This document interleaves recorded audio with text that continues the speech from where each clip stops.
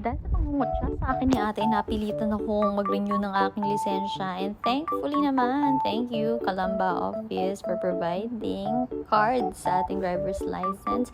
So, update ko lang kayo regarding 2025 renewal process. So, ganun pa rin naman yung medical, mabilis lang. Actually, di na ako nakapag-video.